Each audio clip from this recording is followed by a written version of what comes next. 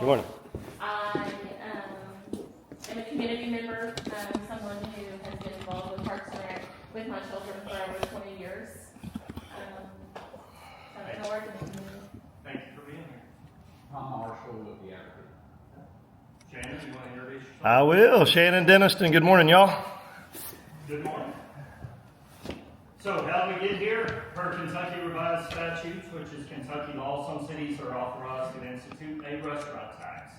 This is not to be confused with a hotel-motel tax or a transient tax, which may be levied up to 3%. What we're talking about is a restaurant tax.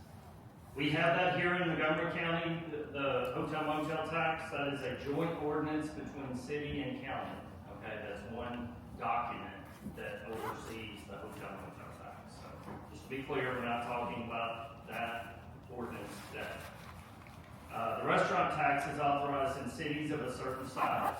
The Department for Local Government maintains a registry of what cities qualify to institute this tax. So not all cities across the state of Kentucky are authorized. That's a decision that's made by the state legislature. Only cities of certain population sizes qualify, and they're normally qualified, or they're normally listed as 4th or 5th class cities. That's kind of an old way of classifying cities, but those were cities basically the size of Mount Sterling or smaller. Okay, that helps you understand. So Lexington cannot institute a restaurant tax. They're much larger, so the state did not give them the ability to. They gave cities our size and smaller the ability to institute that tax. This restaurant tax, in my opinion, because you have your opinions, has been very positive for our local community because it's given us a taxing option that's outside of our normal revenue streams, which are occupational tax, property taxes, and insurance premium taxes. So, and the revenue that's been collected from this restaurant tax for years has went to tourism and recreational activities in the community. So under Kentucky law, that list of cities that I was talking about, that the Department for Local Government has, which is about 231 at last count, can institute a restaurant tax. Now, only about 50 cities across the Commonwealth institute this tax. County governments, I would note, do not have the ability currently to institute this tax, and that's why you don't see the restaurants in the county having to pay this tax, because the county government, fiscal courts across the state cannot impose those taxes on those restaurants. If you wish to see that change, because we hear that all the time that it's not fair, then that's something that has to be done in Frankfurt. That's not something that the City of Mount Sterling or the Montgomery County Fiscal Court has the ability to change. Under Kentucky law, a city that qualifies to institute this tax may only do so up to 3% of their sales, retail sales by restaurants in the city limits of those jurisdictions which are able to levy the tax. So, as of today, there's 50 cities across the Commonwealth which have a restaurant tax. 37% or 37 of those cities collect 3%. We currently collect 2%. The state average is about 2.7% if you add them all up. One thing that's in common with all is that all revenue collected must be for tourism or recreational activities. So Ordinance 16690 was passed by the Mount Sterling City Council on May 15, 1990, and went into effect on July 1st, 1990. It instituted a 2% tax on all gross retail sales of restaurants doing business in the city limits. Note that this also applies to food trucks or mobile food sales. So if you see a food truck within the city limits selling, they also have a requirement to collect the restaurant tax. What does this tax look like? And I know most of you have been to these forums before, but when we talk 2%, that is 2 pennies on every dollar. Okay, so $10 would be 20 cents, $100 would be $2. The tax is often called a usage or consumption tax, so you don't pay the tax if you don't eat out at a restaurant. It's important to note restaurants are not the ones that are being taxed. This is paid for by the consumer. This is on all prepared or ready-to-eat foods. This tax does not apply to most items that you find in a grocery store.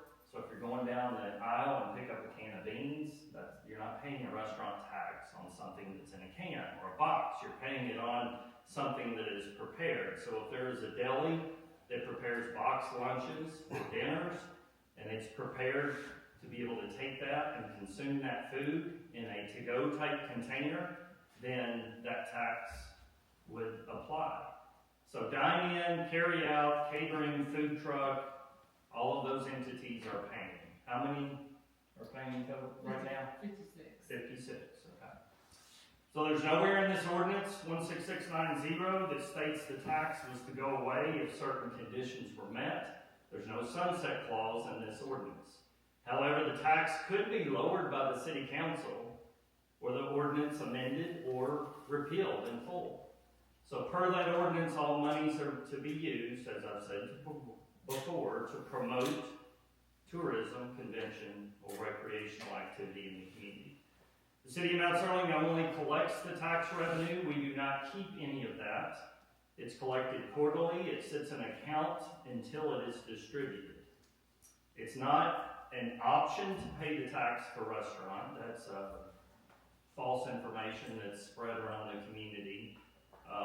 All of our restaurants do a superb job of collecting that tax and paying it. And I would say 99% are spot on time with paying that tax to City Hall. There are often times when a restaurant may fall behind, and we understand that sometimes restaurants have accountants that change. Sometimes restaurants may run through a difficult period where they just are not able to pay that. But in every single case, they will roll it over and make sure it gets paid as quickly as possible and no later than the next quarter. And if it does not, then that's where we have a city attorney that has to have those difficult conversations with those restaurants. But I want to make it clear, everybody is paying what they're supposed to in this community. We anticipate revenues of this year of $1.15 million from the restaurant tax. And over the last 3 years, just to give you an idea of what it's looked like, 1.15 million last year. The year prior was 1.1 million collected. The year prior to that was $1 million collected. That's 2% on all gross receipts. We often get questions wanting to know about specific restaurants, and I cannot give that to you, so I can't tell you what Dairy Queen is reporting. That's not fair to Dairy Queen. They don't want us releasing their tax data. Just like anybody else who ran a business and we had information at City Hall, we cannot release that. However, Rob, I'm not picking on you, but if Dairy Queen wants to share their information with you, they're more than welcome, and I would tell you to seek out specific information from them if that's what you're looking for. There's a breakdown of who is receiving a portion of that restaurant tax. Parks and Recreation receives about 94% of that. That's about $1,080,000.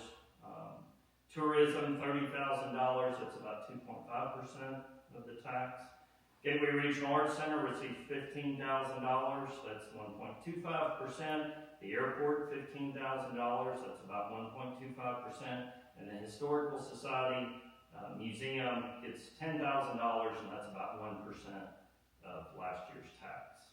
The percentages are historical. They predate my term in office, and basically they have not changed because generally it's that rule of thumb: when something's not broke, you don't go try to change it.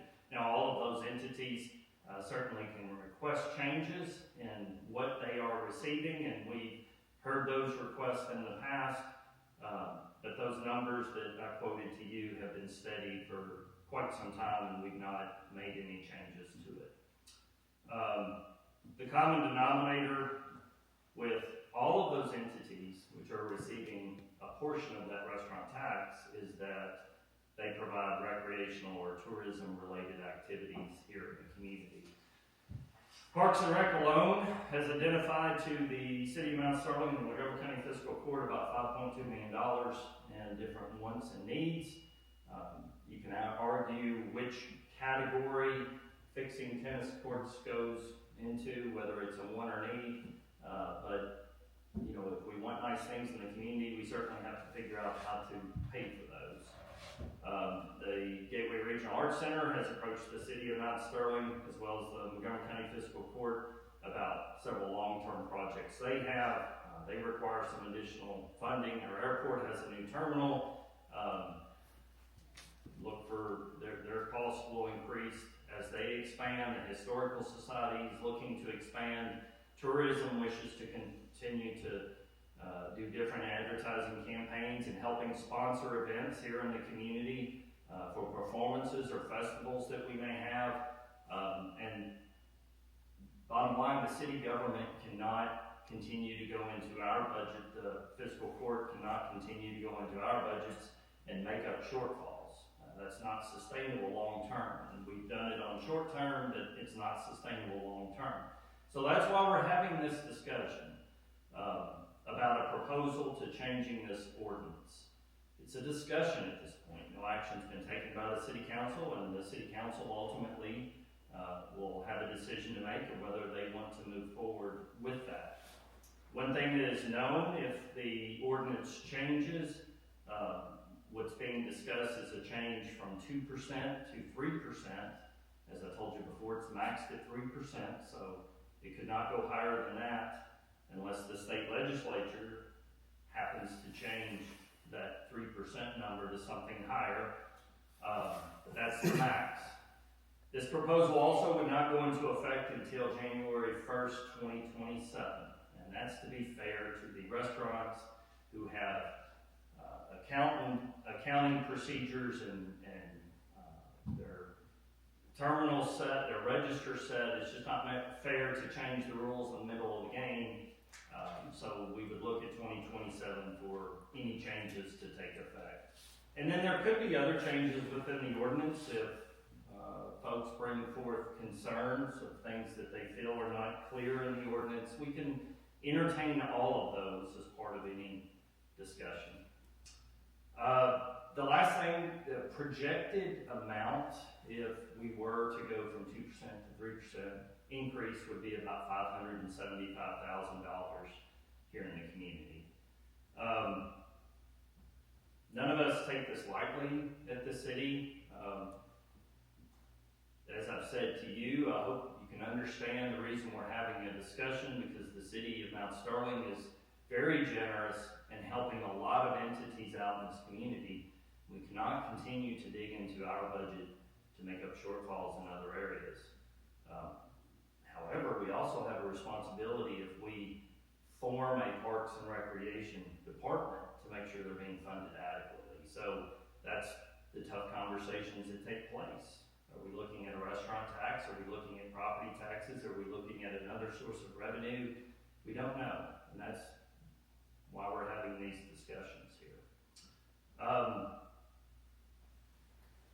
One of the things as we look at that as a city is, you know, with the restaurant tax being a usage tax, then it's a little more fair that everyone pays. I don't think it's fair to put a increased burden if the city of Mount Sterling is going to have to continue to dig into our budget on our property owners within the city limits.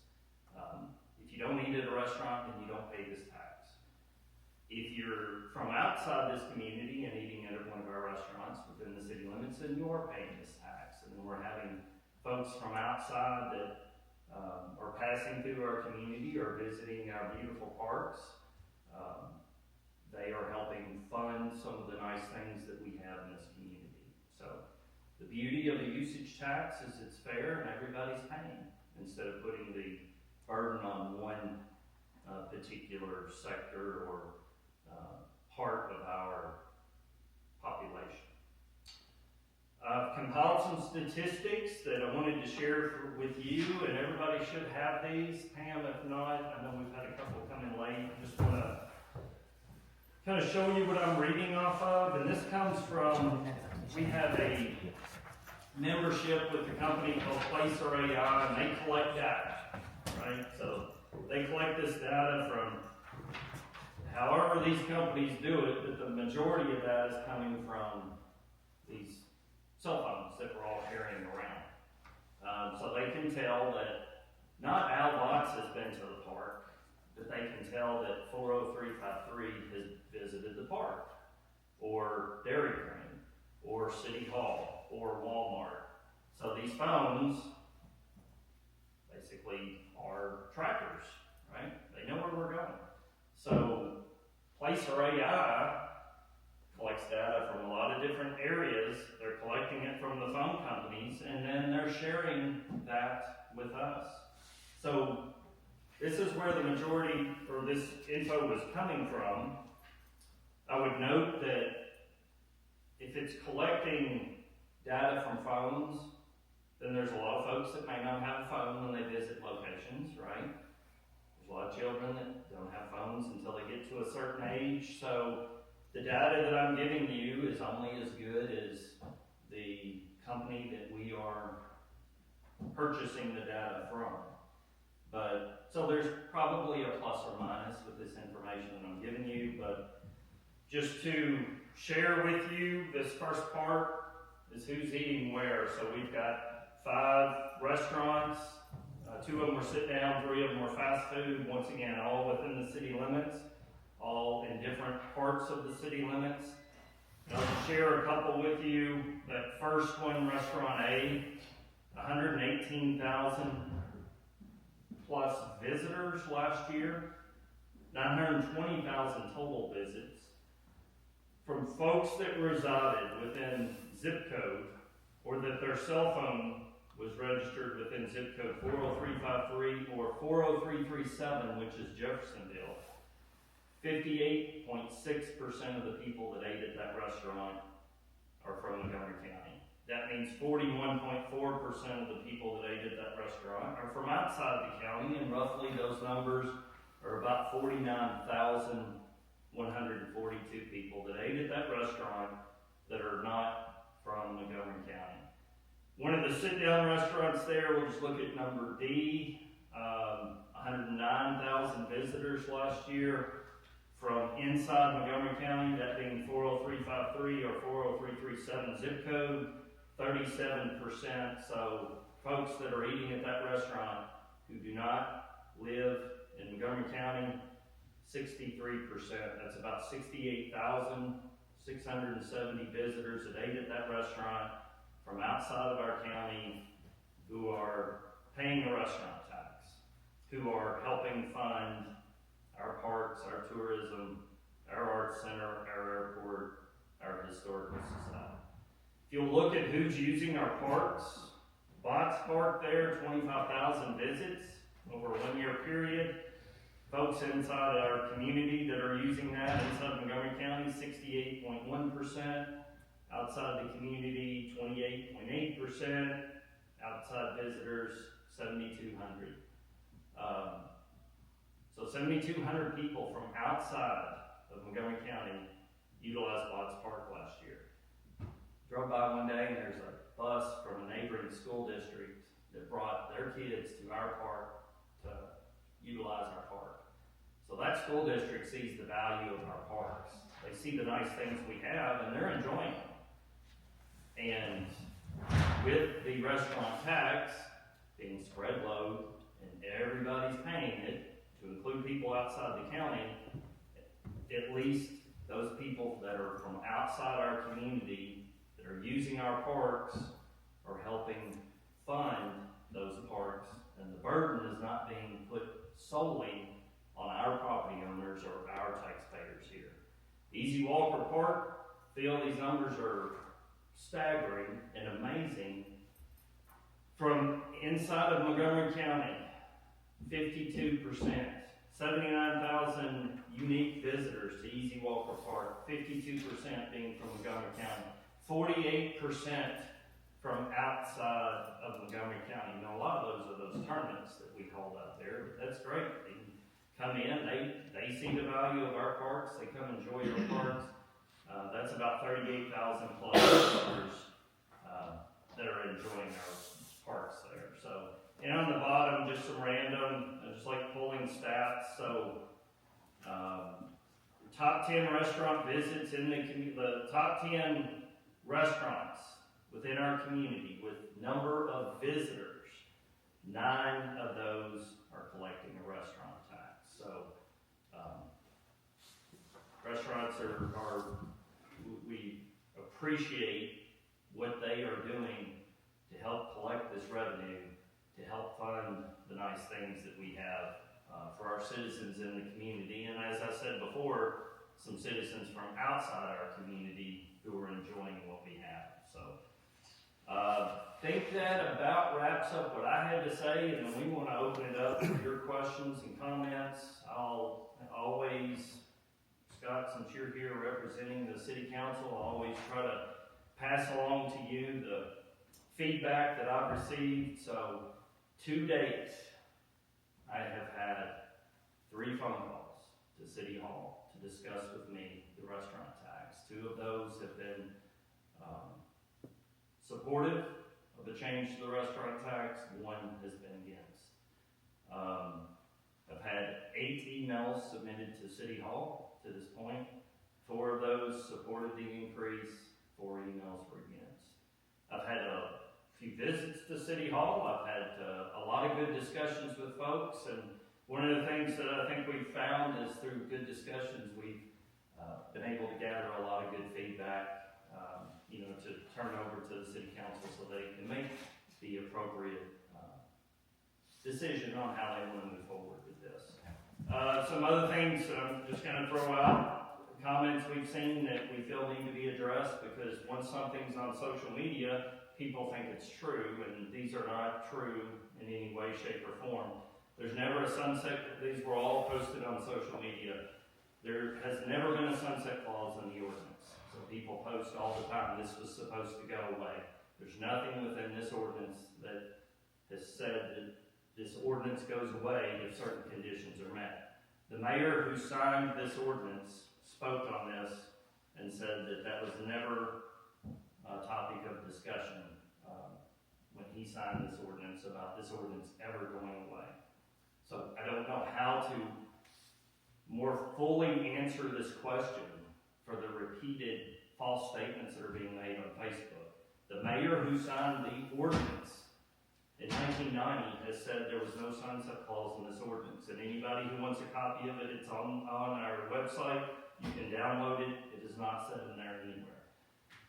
Restaurant tax only goes toward tourism and recreation. I've kind of beat that for a while now, but we continue to say that because people say that those funds are being diverted to other areas, and that's just not the case whatsoever. I think the most egregious one I'd seen on Facebook was that tax is being used to fund the boys' basketball team at the high school. That is not taking place, I can assure you. We see comments that the city continues to raise property taxes. That's false. The city's tax rate is the lowest it's been since 2008. So the city has not been raising anybody's taxes as related to this discussion here. Park concessions, that comment made on social media that park concessions took in $1 million last year. Phil, did you take in $1 million? No, you would not be having this discussion if you took in $1 million last year. A discussion comments that it's an honor system who pays the tax. It's not an honor system. You've sent out, we've got 56 that are paying the tax there. And like I said, the restaurants have been great partners in this community. We very rarely have any issue of a restaurant. They've all been great partners with us. Comments made about the tax is being used to fund downtown revitalization. That's not true in any way, shape, or form. We see comments, this is an opinion, that restaurants won't want to come here if we have restaurant taxes. Well, other communities around us continue to grow also, and they have higher restaurant taxes than we do. So they continue to see restaurants come into their community with a higher tax rate than we do. So that's certainly opinionated, but I don't think it's accurate. And then we continue to see people say that they're going to drive to other communities to eat if this tax increase takes place from 2 cents on every dollar to 3 cents. And certainly, I don't doubt anyone's opinion, but if you feel you want to drive to another community and help pay for their parks or tourism, that's certainly a decision that they're free to make. Or if they want to drive to another community over a dime, then that's certainly their decision to make, and I'll support them 100% to make whatever decision they feel is best for them. But in my opinion, as we speak about that, trying to hurt your local restaurants to drive to another community to make a point, I think is ill-intentioned and not helpful to your local community. So I've provided you with this information. I know you all have a lot of questions and comments. I know what I would like to say too, just as a new one I saw, that this tax is Al Botz's proposal. It's not Al Botz's proposal. This is a City of Mount Sterling's proposal on a discussion for the restaurant tax. So I provided you with the information. I know you've got questions, comments you'd like to make, open forum. As I said before, please keep comments to the restaurant tax discussion, and we'll go ahead and open it up. So who'd like to begin? Can I say something? Yes. I just want to say that I'm a widow. I'm the only income in my home, and I have my 5-year-old grandson. My 5-year-old grandson loves to go to the park and play at the park. He loves the swimming pool. So we spend a lot of time at the park. I like to go to the park and walk to get fresh air and just de-stress, and my grandson does the same. So I help my son with my grandson. I'll support the parks regardless if the restaurant tax is 3% or if the restaurant tax is 5%. If it is something that I want to eat, or my grandchild wants to eat, or my son wants to eat, we're going to go there and we're going to eat it. And we're going to pay that tax because we support the parks. That's all I have to say. Okay, thank you. You're welcome. Who'd like to go next? Yes, sir. Tony Harris. Yes, Tony. Ms. Bertram, that is so true. I agree with that 100% just about. But the problem we're getting into is the cost of living. You know, while I enjoy the parks, I also have 5 grandchildren.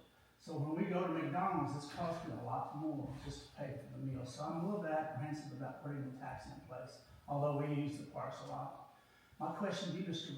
Boggs, would be, considering what's going on overseas, and it's not affecting us except for fuel prices, how do you see that affecting the county? Now fuel is what, $3.20 a gallon on regular diesel's up to what, $4.50.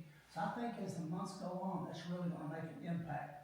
Maybe we could revisit this back in the fall to see really what occurs. If energy levels stay down, do we have money to, I think we said, Mr. Gross, did you say we had money to go ahead and do the lights? 2 things on that, Mayor. First of all, talking about diesel fuel. You know, we don't get a discount because we're Parks and Rec. We have to pay that as well. So that means we're spending more money on that. So when we do that, that means less things we can put money back into. We do have the lights, and here's the good thing. Anybody, especially with teenage kids, that like to go up and play at the mound, or pickleball, or basketball at night, well, we won't have lights up there. The poles are already up there. They will be digging the lines this week.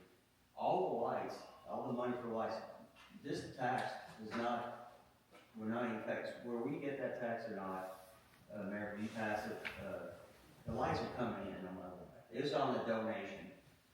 It was a gift. So the lights are coming, and I already talked to KU. We'll get money back if you want an LED. Those are lights that's 35 years old. If you go out there, you'll hear the humming. You'll see lights that are out. So the mound will have new lights, so the kids now can play in light instead of darkness. And main thing, what I'm concerned about, we got teenage kids, and maybe got teenage kids. That can be dangerous up there. You go up there, I was up there last Friday night. It's great to see those young people out there playing. But there could be other places that those young kids could be. If you know what I mean. That 16, 17-year-olds could make poor decisions. But they're out there playing. I love that. These lights will provide safety, and with our great law enforcement, that's easily patrolled up there, and you'll have more lights on the parking lot as well. So yes, we will get the new lights, but this 1% does not affect those at all. They already been ordered, paid for, and be fully installed by June. That's good. Yes. So, Mr. Harris, I'm sorry, repeat so I can adequately answer your question. You're wanting to know if we're concerned about the war that's taking place overseas and that it's gonna cause costs to rise in the community. Yeah, we're concerned always about what's going on at the national and state levels and decisions that are being made there, because everything always trickles down to the local It level. does. So, yeah, those are discussions we've had, and that's why we're not rushing into any decision that we want to, that war's kicked off certainly after we started this discussion. And it's, once again, certainly something that the city council, none of us take this lightly. It's a discussion that's taking place. And that's why we wanted to, if we institute this, don't do anything quickly. That this would go into effect in 2027. And certainly, let's hope that the decision makers in Washington can do something to control what's going on with the inflation that, as Phil said, is not only impacting you. I'm a property owner too. I'm a taxpayer too. My son's a taxpayer, my wife, my family. We're all taxpayers here. And that's why I said none of us take this lightly. But we also have a city government to run, and we have services to provide to you, and we have safety and security that is important, and we have parks that we're trying to manage, and there's a lot of pieces to this puzzle. And we pay those same, in local government, sometimes people forget we're paying the same costs that everybody else is. And I know it's popular to say, well, let's cut it.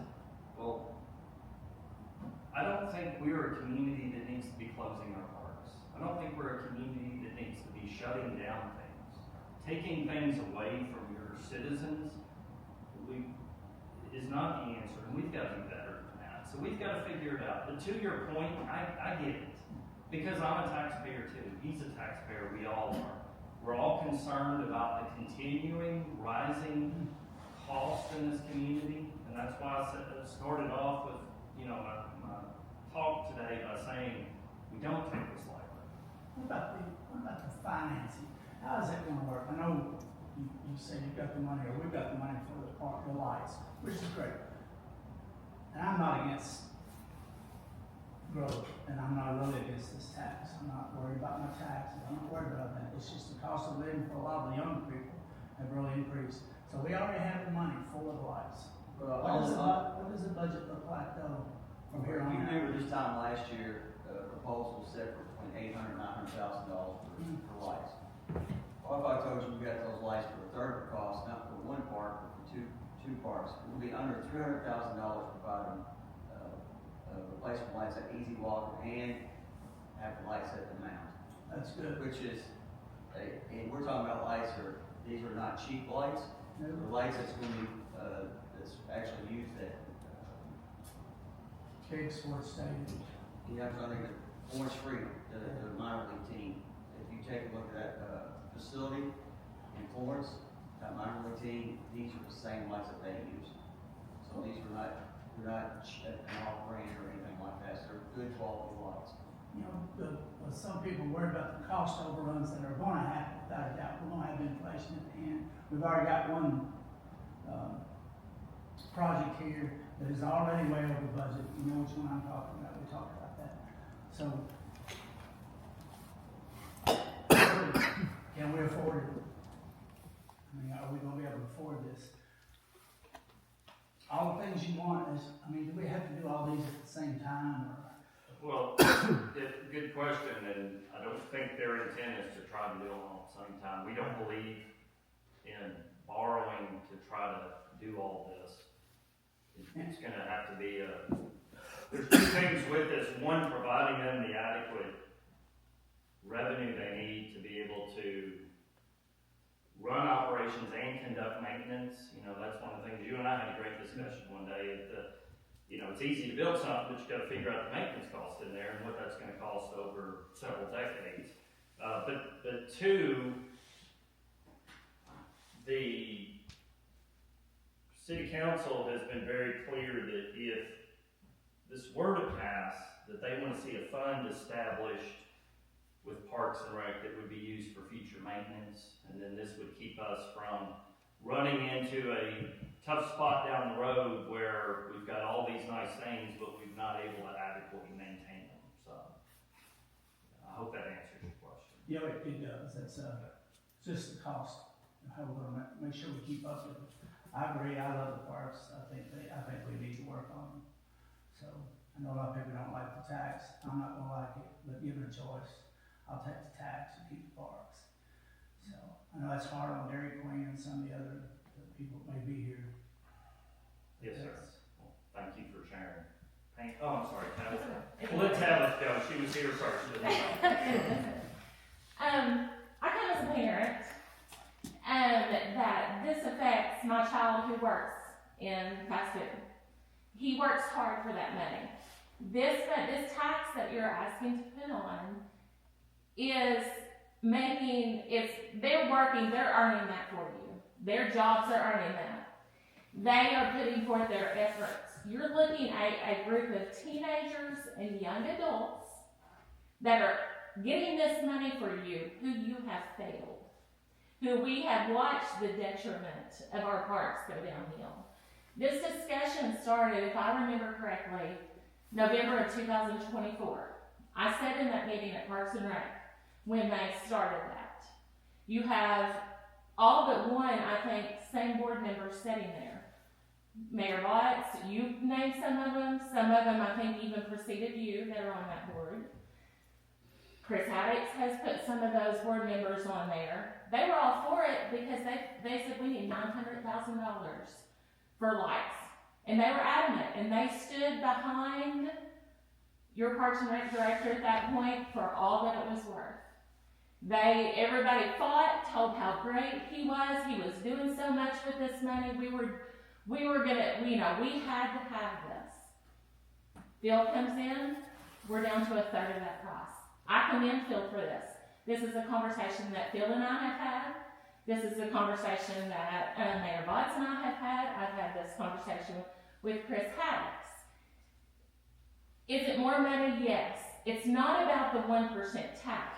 It's about that we have to hold those in charge accountable for what they're spending money on. And to this point, we haven't. And you have board members sitting there who have left and handed money and money and money, and there's been no accountability.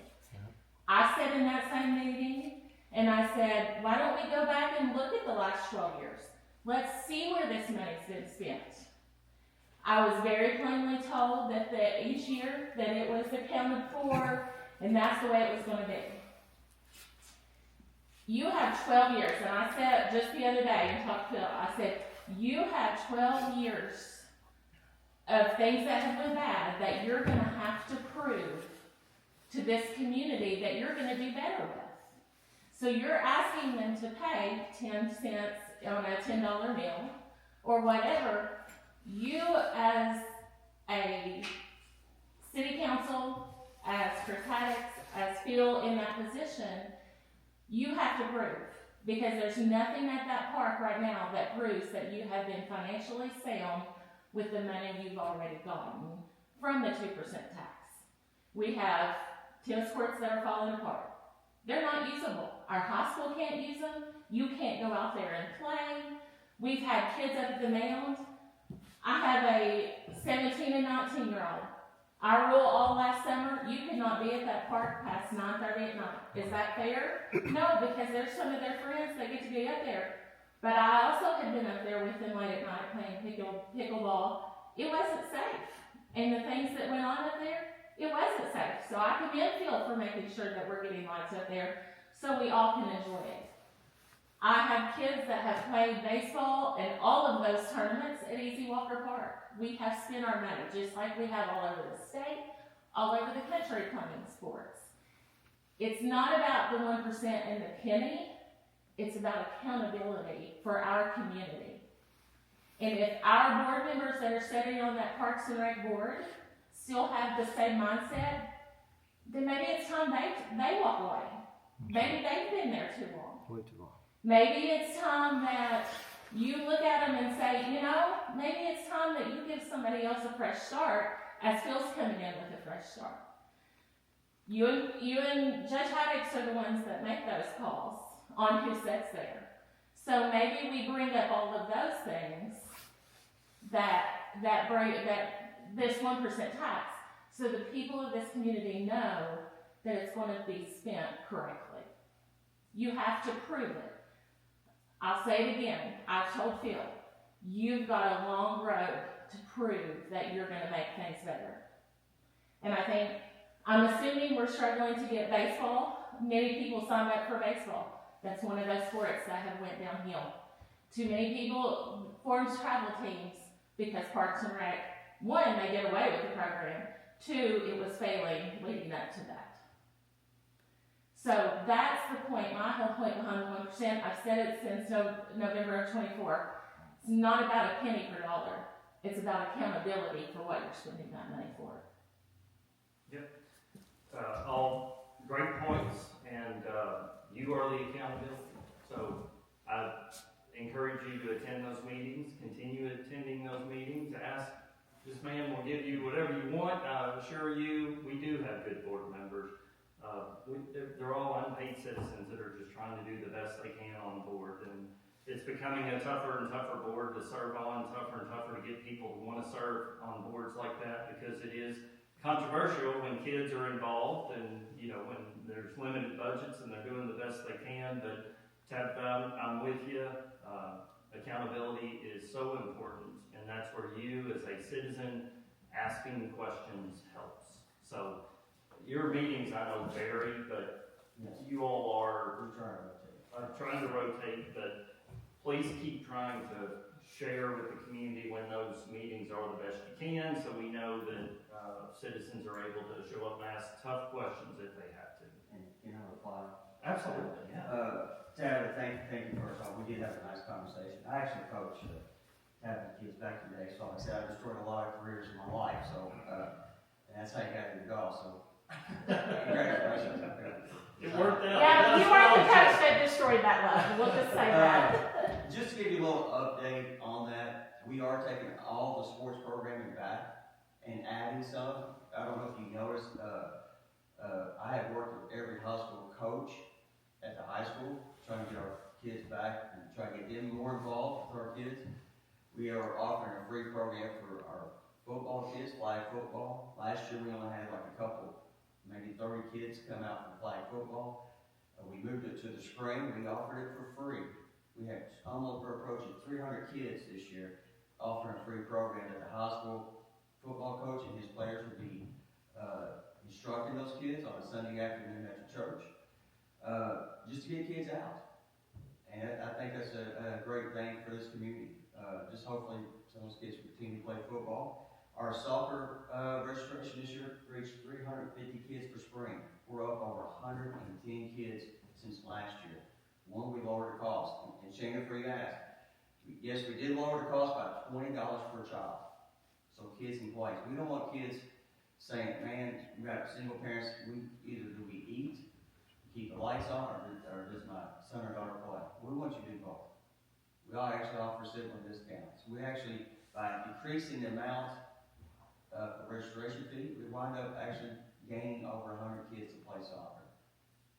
We actually made money off of it because we have more come in, we actually make a little bit more money, and we're offering more programs. We're getting ready to offer a summer, it's not been released yet, so, volleyball's gonna be coming.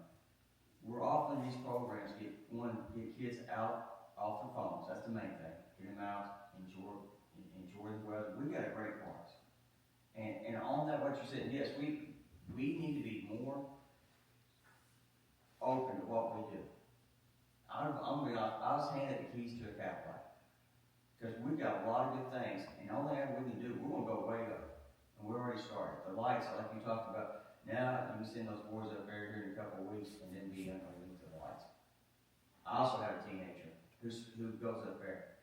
I don't feel safe with them up there. And I know I see a lot of young girls up there, and I really don't feel safe with them. So we're gonna change that. So, I'm thinking, I'm like you, I think as a parent. So, but we have a lot of things going on. We do have a budget. I met with, Senator Elkins, also met with, Representative Hale, trying to see if there's anything we can get somewhere down the road to help us out as well. And I commend you, Phil, for that. What I will say, had we not changed, would we be any different? Would we still be asking this? Phil's made a difference. Phil's gonna make a difference. That soccer and taking $20 off the price, that could have been done years ago. You get a t-shirt. That's an accountability issue. It's still, all but one is still the same board. So Phil's made this difference because Phil's came in as a parent, a former coach, somebody that said, look, we've got to build these programs. So Phil's gonna make the difference. I have faith in him to do that. And Phil and I have done events before. It's not even that. It's the fact that you have a board that needs to be held accountable for what they did in the past to make sure that we're going to use this money, if it passes, because nothing says it'll last, it's going to be used for the future and do it correctly. And I've said in those meetings, I've had harsh things said to me because I was fighting back. But I was fighting back because I get tired of knowing what we had 15 years ago sitting at Easy Walker Park and what we have now. I've pushed the water out of dugouts while I've watched Parks and Rec employees sit and watch me. I've filled holes in soccer fields because I wanted to, because I did it for my kids and the other kids around there. We have to take pride and we have to have people making the decisions. All people. It can't just be Phil. Can't just be Ian who starts in a couple weeks. It has to be everybody that is involved in making decisions for the money that Parks and Rec gets is all there. Yes, it is unpaid. I get that. It does take extra time. I get that. But if you don't have the extra time and you don't want to put into your parks, then step away from the position. So I think we have to look at it and hold everybody accountable and look at them and say, our community wants a difference. I would have thought they all would have been here this morning or been at any of these meetings because it directly affects them, but they're not. We don't even have all our council members here. Well, and let me address that. I have specifically told the boards that their board members, they're there to do the best they can with what they have, where they're at in this period of time, and Phil will come and answer those questions. If you want to address them at that individual board meeting, because I didn't want to have an appearance with these forums that we're stacking it, trying to take their opinions and, They should be here to listen, though. use those. But you can go to their meetings, Shannon. You've been to I've been to their meetings, yes. Filmed at their meetings. You can go have those tough conversations with them in those meetings. This is one of those meetings where they should be, though. This is a forum that the city of Mount Sterling is hosting, and I made that decision because I would have 20 different board members in here, not just from here, tourism, and yours is the voice that needs to be heard today. So you can blame me. No, but that answers that. Yeah. I mean, that answers It's that. not You're that they taking don't want to be responsibility. here. I've told them that it would be more appropriate if those conversations happened around their tables, in their meetings. They did happen, with all due respect, sir. They did happen. This forum is your voice. They did happen at their meeting. Can I speak? One thing. I will say this. We know our ultimate goal is part, and this is a board thing, and actually, when we reduced the cost, the whole board had a vote on that, and they all agreed to it. So, I think we're all on board to making sure that kids can play. Our whole goal is actually to have every kid in Montgomery County play for free.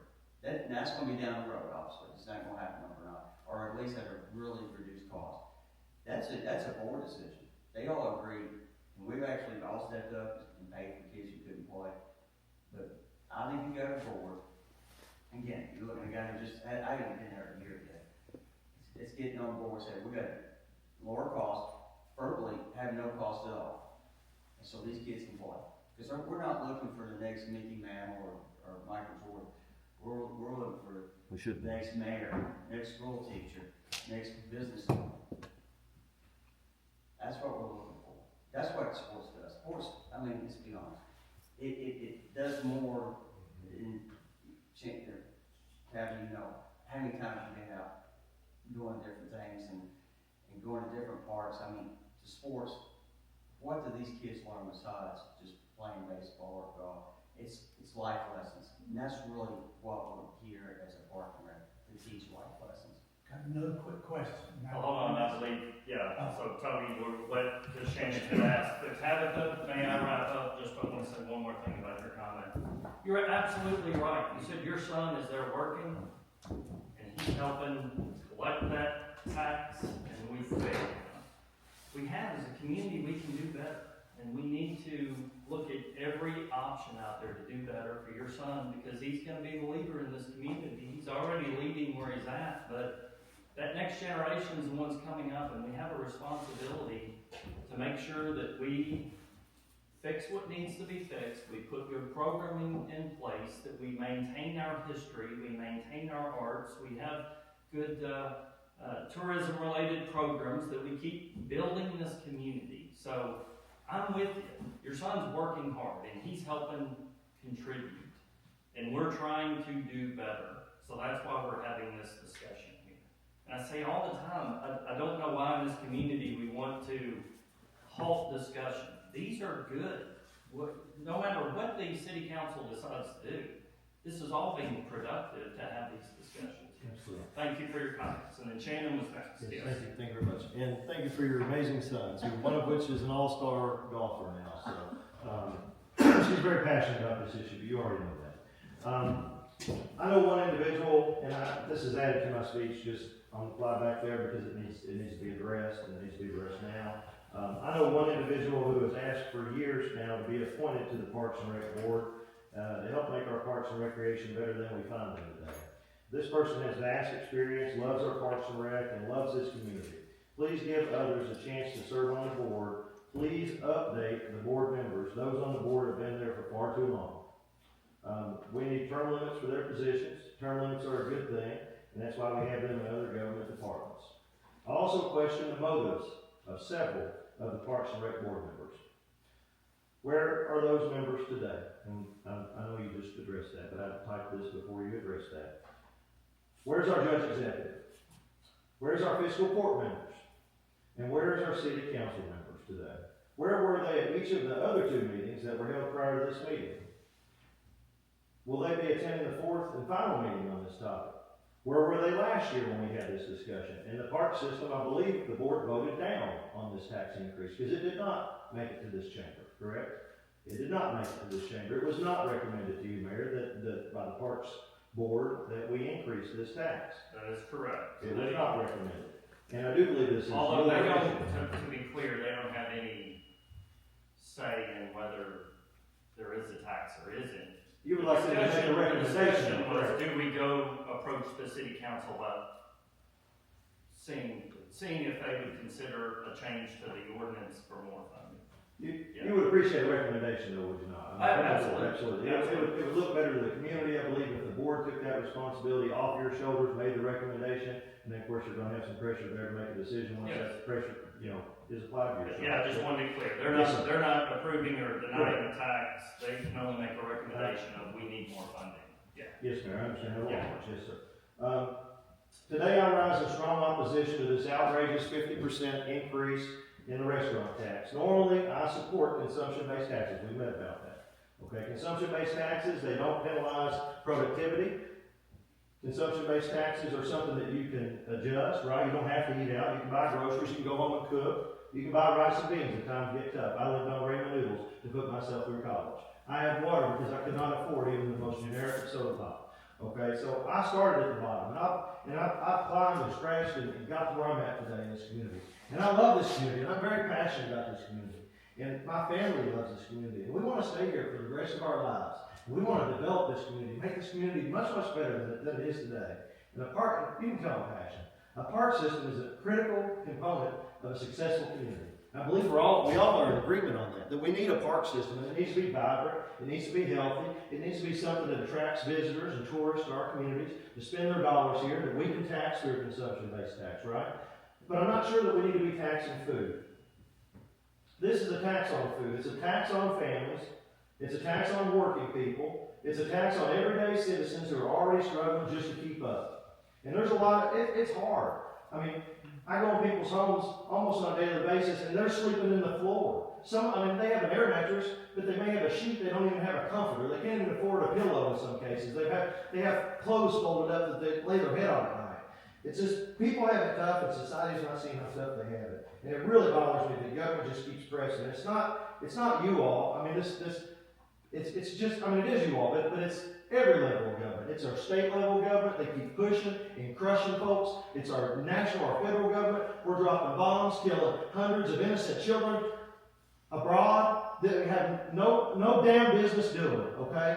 And I'm just sick and tired of it. Billions of dollars in bombs are being dropped, killing people, when those billions of dollars could be used for things like this in our country to protect our people. And I'm just sick and tired of it. So the people, they've spoken. Food's not a lot. Food. I'm sorry. I just get so riled up about this stuff. A tax on everyday citizens who are already struggling just to keep up. Food is not a luxury. Food is not a privilege. Food is a necessity. And it is morally wrong for government to make life harder by taxing people more just to eat. And the people have spoken. In the recent town poll published in our local newspapers here today, just 22%, or 157 people, supported this tax increase. 77%, or 552 people, opposed it. That means for every one person who supports this tax hike, about 4 people stand against it. That is not a divided community. That is a community speaking loud and clear, saying, do not raise this tax. Please do not do this to our community. Tighten your belts like our families have had to do. Tighten your belts like our local restaurant owners are having to do. The people are sacrificing. Small businesses are sacrificing. City government should sacrifice too. I've said this hundreds of times over the years, and I know each one of you have heard me say it, and I must say it again. Government should not grow faster than the people it serves. Government should not grow faster than the people it serves. Do not balance your budget on the backs of people trying to eat. We created government to make life better, not harder. And if the city cannot afford to maintain everything it has, then the answer is not to tax food more. The answer is to get serious about priorities. If we have too many parks to manage, then close one temporarily. I suggest Botts Park be that park. And I'm not saying sell it, give it away. I'm saying lock the gates. Let it grow up until we can get this situation under control. And hopefully get that food tax down to 0. We're going in the wrong direction. So my suggestion is that we temporarily close Botts Park.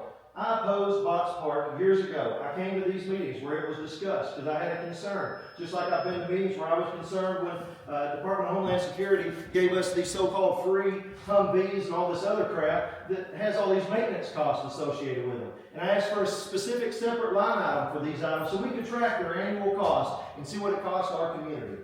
And do we have that line item? I don't think we do.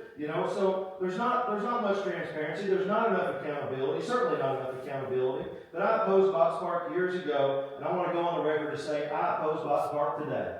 In temporarily opposition, because we already have it. I'm not saying get rid of it. I want to be crystal clear. I'm saying we lock the gates, we let it grow up, hopefully for not too long, maybe a season or 2 or 3, get this under control, get concessions under control. I don't know how in the heck we spend a certain amount of money on concessions, and then we sell those for a profit, and we're in the red. We lose money on concessions. Where's that money going? Can you pull the camera footage? Can you see whose pockets it's going in? Because it's not going into our community's pockets. It's going into somebody peddling those concessions pockets and stuff like that. So where's the accountability? Was anybody ever fired? You know, I could go on and on. I could talk about the vehicle that taxpayers funded for the former Parks and Rec director. Hopefully you've sold that vehicle by now. I mean, Parks and Rec should be driving their own vehicle. While all this is happening, the public is being shut out. The Parks and Rec, or let me go back to something here real quick. When I opposed Box Park years ago, right here in this very chamber, multiple meetings were held, and I was at each and every one of them. I believe that we couldn't afford it then, and I know we can't afford it now. I and others were told it would remain a simple walking trail park. We were told just it would be a trail park. You'd be able to go out there and walk in wilderness. Okay, so in my mind, I envisioned a dirt trail, or maybe a gravel trail, or something, you know, very simple that could be easily maintained. I didn't imagine this elaborate park that we have today. And boy, she's a beautiful park, and I'll give you that. It is a beautiful park that we cannot afford. We cannot afford it. So I'll say it again, and I said it then. Either we have more parks than we can properly maintain, or we need to manage them better. And while all this is happening, the public is being shut out. Parks and Rec and even our own city continues to keep social media comments turned off, preventing many citizens from speaking out. Not everyone can attend in person. The people deserve a voice. I laid my head on my pillow tonight at 4:45 a.m. I got up at 8 a.m. to prepare for this meeting on a Saturday morning when I could be doing a gazillion other things. But I'm here because I'm passionate. I love the city of Mount Sterling. I appreciate the hard job you do. And I have renewed respect for each one in this chamber because I'm running for a position and I'm in the public spotlight every minute. I'm being highly scrutinized just like you guys are. I feel like that we should be a team here, and I feel like we are a team. But I just feel like the public is being silenced. They're being censored with these comments being off. My first week in office, when I get to Frankfurt, you know what I'm doing? I'm writing legislation to require all city governments, all county governments, and all their departments and offices to have full commenting turned on all social media. And guess what? I already have about a quarter of the House chamber support on that issue. It's going to pass. If it doesn't pass this session, and there's a bill in process, then it might pass this session. So I suggest we go ahead and get ahead of that. And we go ahead and turn on these comments, but we go ahead and we encourage this discussion online because the social media is today's town hall. Look how many people in here. I'm going to count them because the camera can't see them all. 1, 2, 3 people. 4 people from the community. 4 people who are not involved in Parks and Rec. 4 people in this room today from our community. Out of 6,998 people in our city and a little less than 30,000 in our county, there's 4 people here today.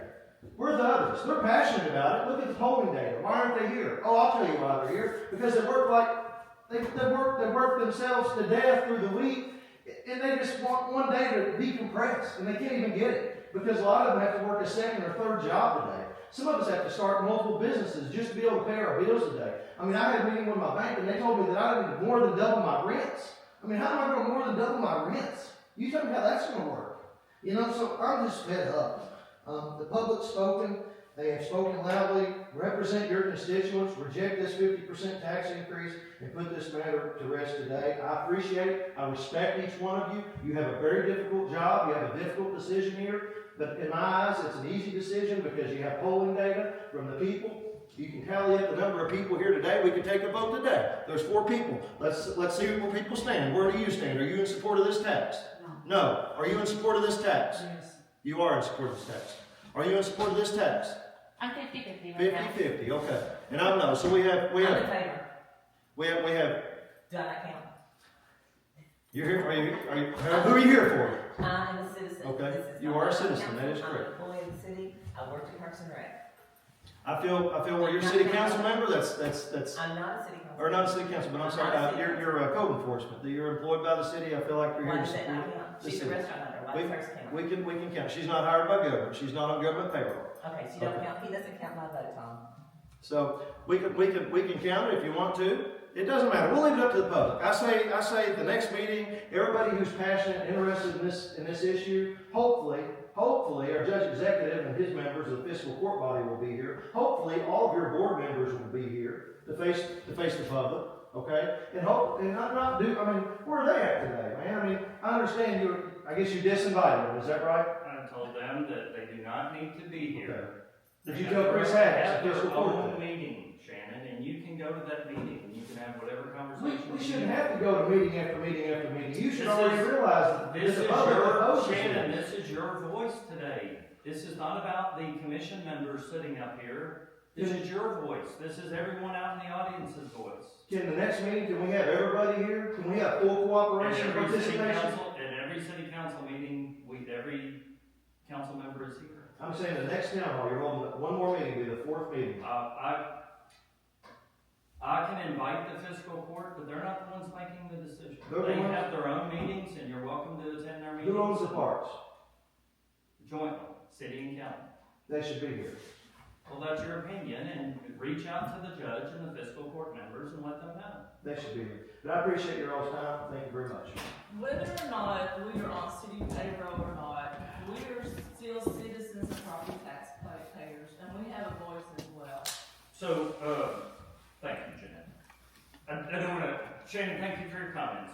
Always You're welcome. appreciate Thank it. you. I know you're passionate. I'm very passionate about it. I love this city. I want it to be the best city in the Listen, state. I agree with you. I want this to be the finest city in the Commonwealth of Kentucky. I say it all the time. You do. Tom, I have asked, since we're talking about a poll, I pulled it up. Do you support a potential raise in the city restaurant tax from 2 to 3 cents?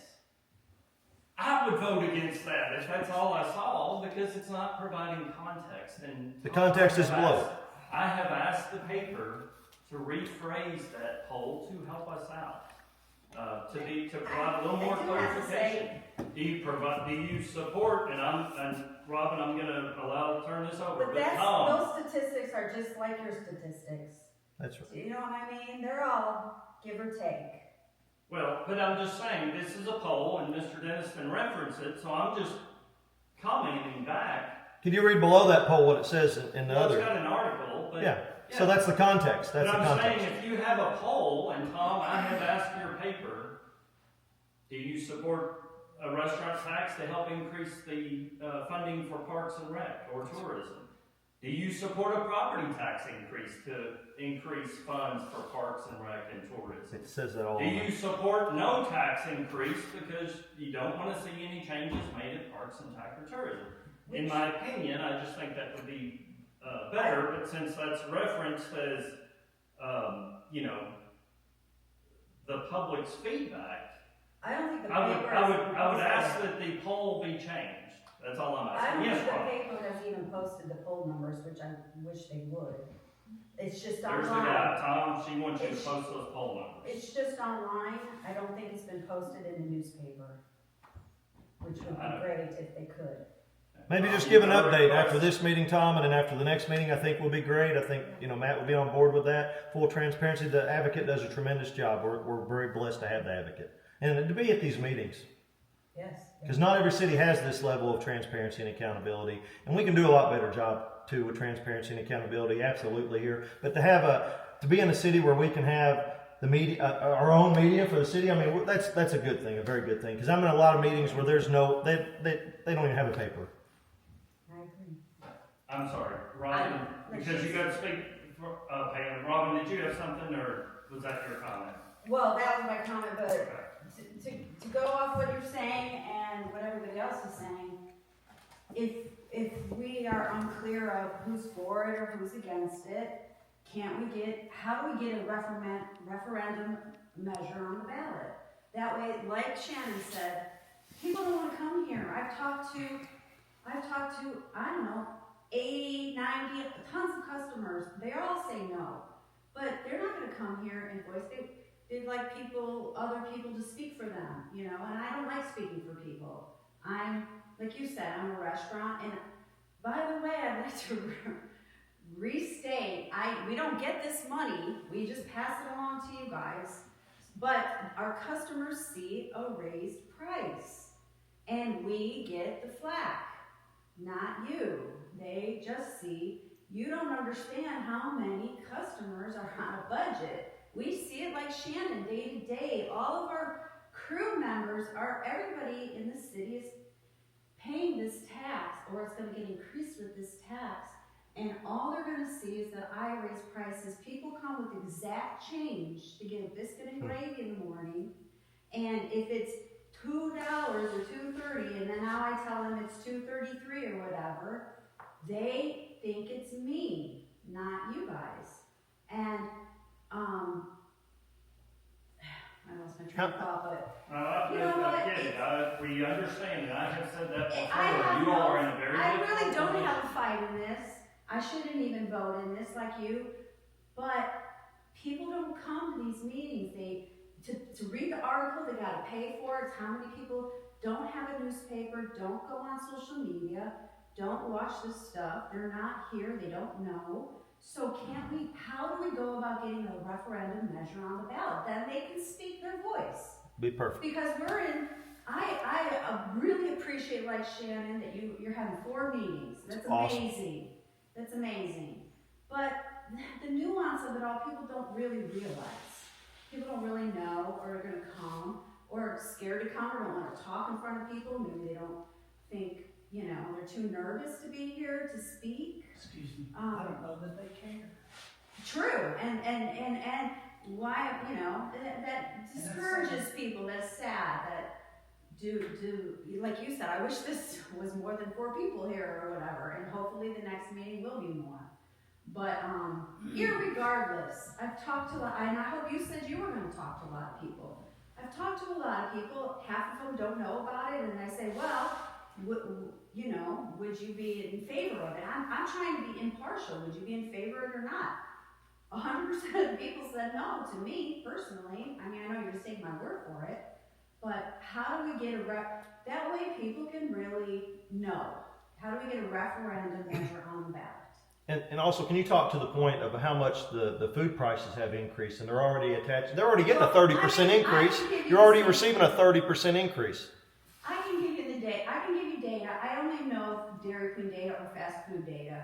And over 10 years, and I think the council members should know this who are voting, over 10 years, prices have increased, but customer count has decreased. So they give us all this data.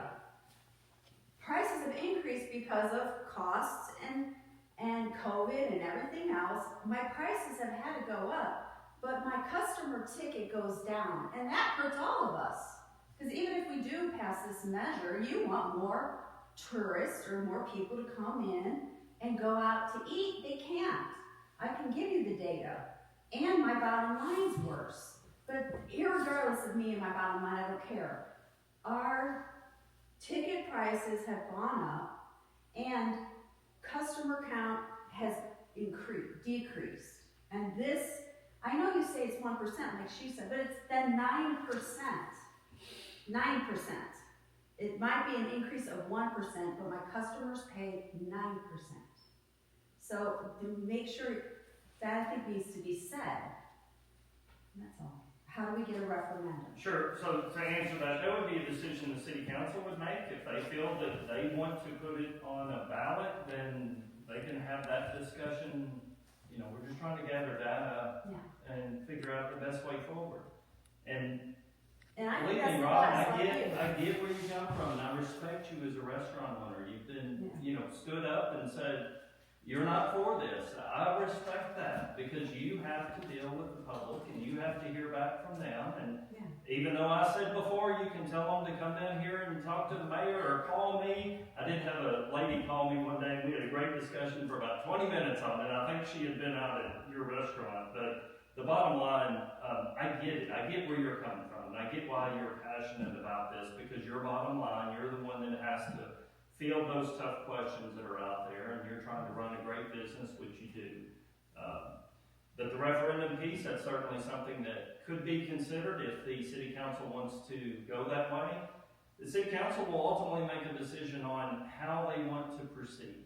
Like I said before, this is not my decision, but it's my responsibility as chief executive officer for the city to host forums. So that's why I'm here, trying to do the best job I can to collect data and to just try to provide that to the council so that they can make a good decision on how they want to move forward. So are you going to As vote? I said before, it may not be the restaurant tax. Maybe are we looking at another revenue source? We don't want any tax. Go back and look at property taxes or cutting other programs in order to make up shortfalls. That's fine. Give them the money they need. Cut the programs. So. Cut the programs. We can't afford them, guys. Cut the programs. Let me finish my thought, and I'll turn it back over to you. But Robin, all well received. I get it. We're just trying to figure this thing out going forward. But I respect where you're coming from. And I'm sorry, who was next? I know Shannon and Tabitha. Oh, Pam. The only thing I want to say is that I thank the people that started this restaurant tax when it was possible. There was a city council, and I don't know the names of the city council members, but Bert May, when it became possible for us to have a park, to have tourism and recreation, or to actually have tourism and recreation first, then came the park. I applaud them. I applaud Bert May. We would not have this park if we had not done that. There's no money anywhere else to have a park. The park was purchased. The program started because of the responsibility that those board members and even the commission at that time took. So if we had not started that, we would not have that. I work in a lot of different areas. I've had a lot of volunteer experiences where I have had people out of town love our parks. We're lucky to have them. Robin, to answer your referendum question, I used to work the election polls. I don't know that you would get any more people coming out to vote for that. And it would depend on how it was worded. If it was worded, do I want an extra tax? Probably no. Do I want a park system and a recreation and tourism commission? Yes, they would probably say yes. Whatever that referendum is, it's got to be worded correctly. Shannon, to answer your question about comments, you were commenting about the ordinance was supposed to have a sunset clause. I plainly posted it on your page, the whole ordinance. You ignored that and continued. I was at the actual meetings. Go ahead, and I'll okay, you have continued. refute. You were at a meeting in 1990? I'll refute. Go okay. ahead. Go ahead. So you continued. You've got the copy of the ordinance. You can see it. Nowhere does it say. The park was developed in 1992. Okay. The tax passed in 1990. I understand that. You have continued. So I agree. We do not need comments when people are continuing to put false statements. Then you can counteract those comments and allow the public to communicate, okay? The public wants to communicate. When I get home and I publish this video, thousands of people will watch this video. That tells me that people are interested in this discussion, Pam. I think they're interested in other joke. You think what? I think they're interested in the entertainment fact. In the entertainment fact. Entertainment fact, really. You think people would rather watch this than watch a ball game? I think they're interested, yeah. Thank you. They're absolutely interested. And to answer your question, no, ma'am. I was not here in 1990, although, let's see, in 1990 I would have been 10 years old. So that's Is that right? I don't know, 10 or 11 years old, right? Yeah, so but here's when Why? Let me just speak. So when the meetings that I was at, okay, the meetings that I was at were the meetings where we were talking about the mortgage on the park. Okay? The mortgage on the park, okay? So the public was told, and there were multiple meetings that I attended in this chamber, and the public was told that as soon as Easy Walker, as soon as we get it paid off, this restaurant tax goes off. There was also a board member, okay? And I'll go ahead and I'll say who it is, Eric Jones. Eric Jones, he told me. We had multiple meetings about it. He said, Shannon, he said, you're right. He said, Dad told me.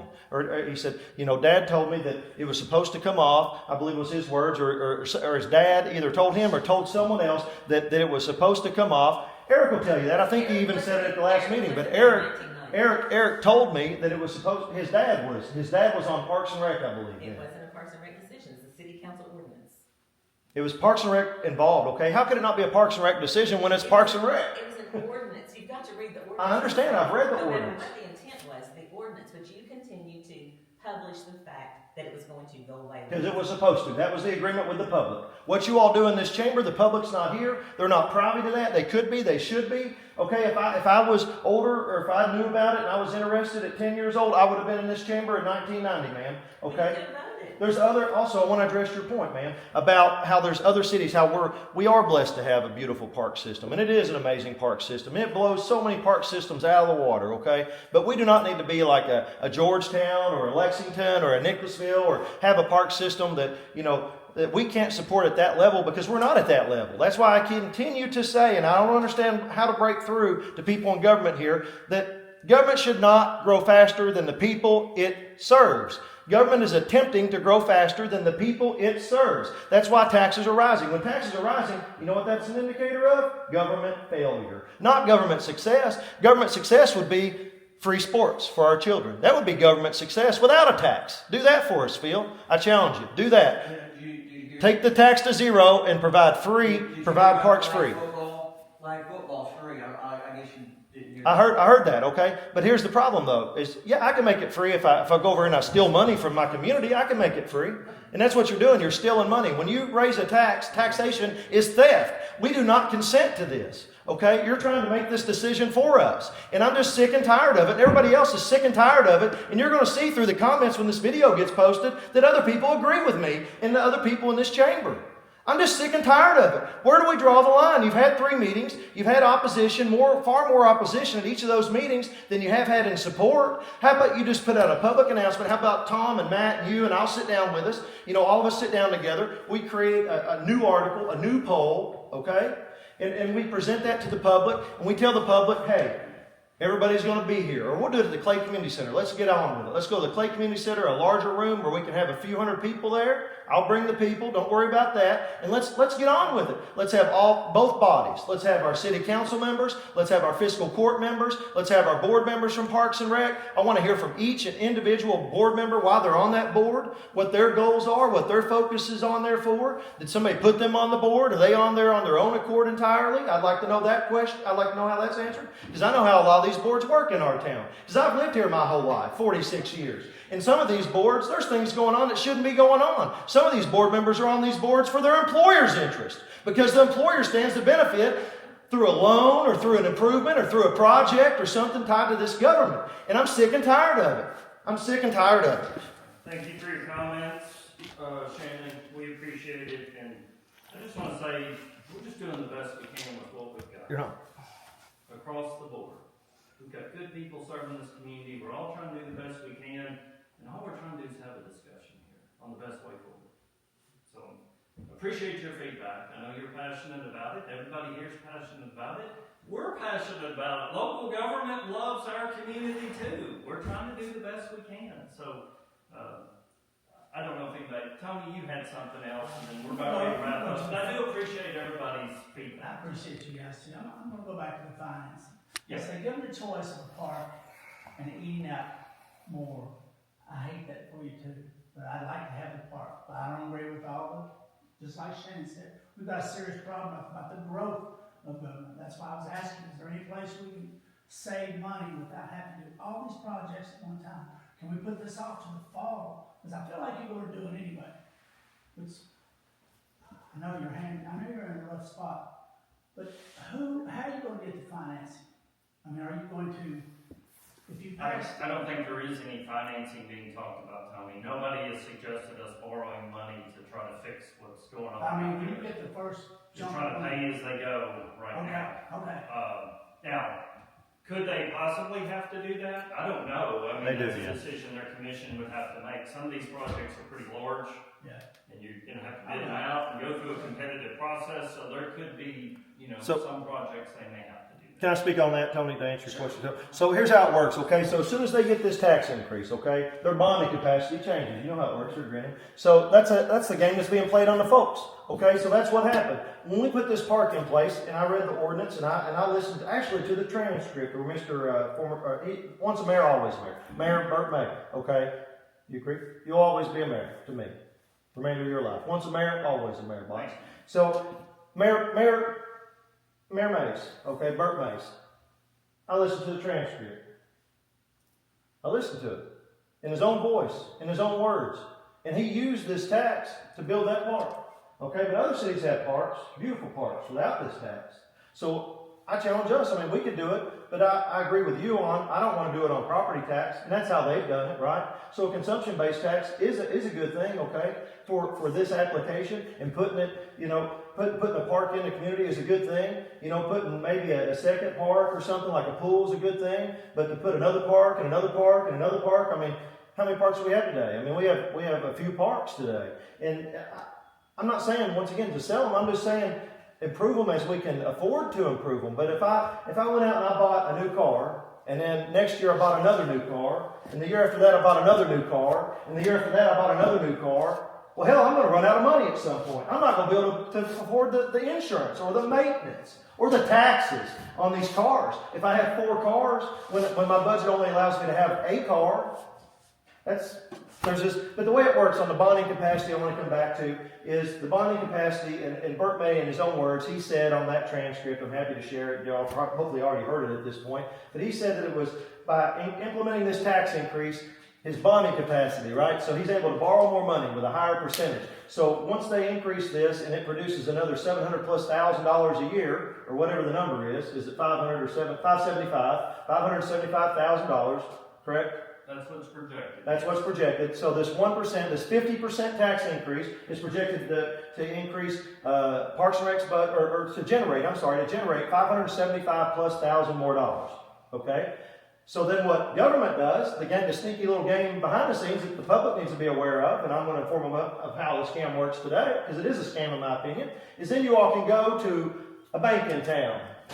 You're going to go. I'm going to tell you how it's all going to play out. You're going to go to a local bank in town. I hope you use a local bank. You're going to go to a local bank in town, and you're going to walk in there and you're going to say, we raised this tax, guys. We need to borrow $5.2 million or $16.2 million. I've heard both those numbers. And the bank's going to say, well, hang on a second. We can do it. We can do it. Yeah, you're taking in $575,000 more dollars. Yeah, we can do it because that's like $45,000 a month or something. Yeah, we can do it. $45,000 a month. I mean, that buys a house that's probably worth, I don't know, $5 or $6 million.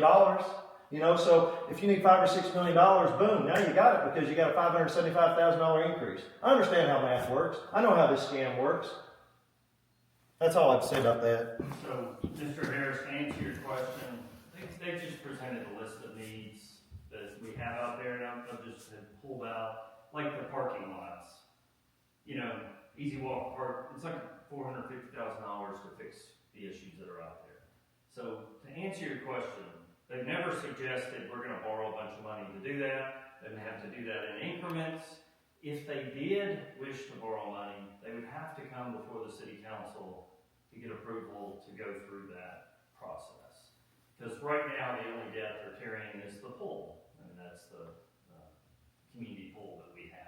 And their budget is in good shape for this year. Well, their budget is able to, we're paying that note out of their budget for that community pool. So I know I kind of got off track there, but I wanted to make it clear they've not presented anything saying we want to borrow more money.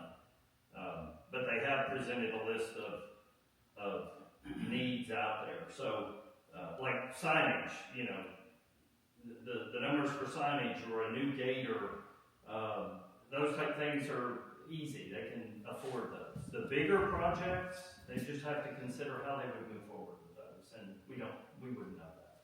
Thank you. So yes, sir. Good question.